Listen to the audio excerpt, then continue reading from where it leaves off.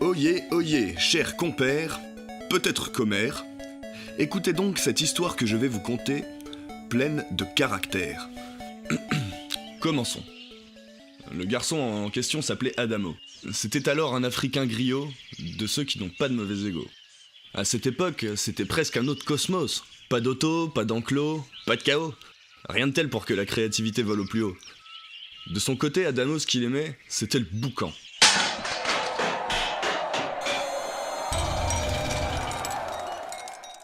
En gros, tous les bruits du monde vivant.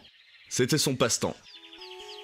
Il était alors cordonnier de métier, en parallèle de ses fameux tests, et c'est le simple geste d'un fil tiré qui l'avait fait entendre ce son céleste.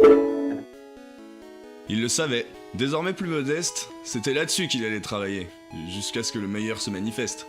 Il cherchait alors un son plus intense, avec une sorte de résonance pour lui permettre d'être plus dense. La réussite lui promit alors allégeance. Sans bobard, hein. Il avait dans les mains l'ancêtre de la guitare. Il s'entraînait alors tard le soir, dehors sur une espèce de trottoir. Il apprenait en mode débrouillard quoi. Mais tout ça c'était pas un hasard. Il avait envie de plus. Et en plus quand une fille vous y pousse...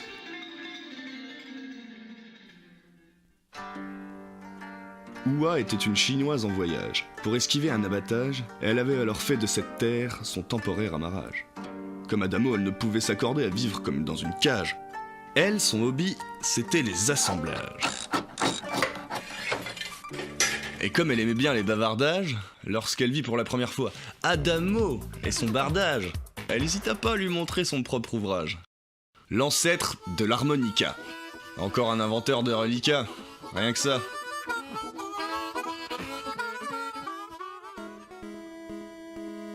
Ensemble, ils décidèrent que pour évoluer, il fallait s'expatrier. Le voyage, les amis, on le sait, y'a que ça de vrai. Sur leur route, ils amélioreraient leur écoute. Les rencontres forgent le caractère, dira-t-on. Au fond, il y a des gens profonds, il y a des gens nauséabonds, ça dépend. À chacun sa perception. Concernant nos baroudeurs, auditeurs amateurs, ils ont réussi à apporter plus de couleurs à nos deux compositeurs. Tellement que malheureusement, certaines personnes apportent de l'encre noire à mon histoire. Le fameux Hal, promettant richesse et pouvoir. Adamo se laissa tenter par le canular, tandis qu'Oua, un peu moins vantarde, se la coula douce pour rester roots. Leur relation subit alors des secousses. Grâce à ce gros bonnet, le succès s'est ramené. Conclusion, célébrité, apogée, endetté, médiocrité. Adamo s'est fracassé. Attendez, je vous fais un résumé. Il était du genre commercial, Hal, qui s'est exploité comme il le faut le social. Il a beaucoup trop exploité Adamo, son capital. Et allons-y, même son âme. C'est normal, c'est comme ça qu'on gagne. En somme, il s'ennuie. Il dort le jour et fête la nuit. Mais plus aucune créativité ne le séduit. Et contrairement à lui, Oula continuait de s'enfuir. D'ailleurs, Oula, ses premiers pas, eurent des hauts mais bien des bas. Sur son chemin, elle rencontra énormément d'extras. Des sympas, des moins sympas, et des lâches, sournois, qui lui causèrent bien des dégâts.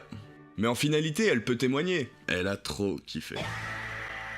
Entre ce qu'on lui a apporté, sa nouvelle façon de penser, ses souvenirs que chaque jour depuis elle se crée, c'est comme si ça avait toujours été inné. Une espèce de juste milieu parfait, entre bonheur et naïveté. Elle avait tout pour être heureuse, tandis qu'Adamo, il avait pas une vie très avantageuse. Elle a été plus astucieuse. La vie peut être capricieuse, hein, nous le savons. Prenant en compte cette morale, faut-il, comme Adamo, plaire, espérer un idéal, ou comme Oula, se laisser porter par la vie et sa spirale? Je vous laisserai pas mourir d'ennui, c'est presque fini. Comme ça vous êtes avertis. À vous de savoir ce qui vous définit. C'est la plus grande question dans la vie. Et aussi, que vous soyez doué ou pas, allez-y, y a pas vraiment d'échecs qui se produisent. Essayez, vous. Le monde n'est pas assez évolué pour nous mettre à genoux. Et je vous promets, vous n'y perdrez pas un sou.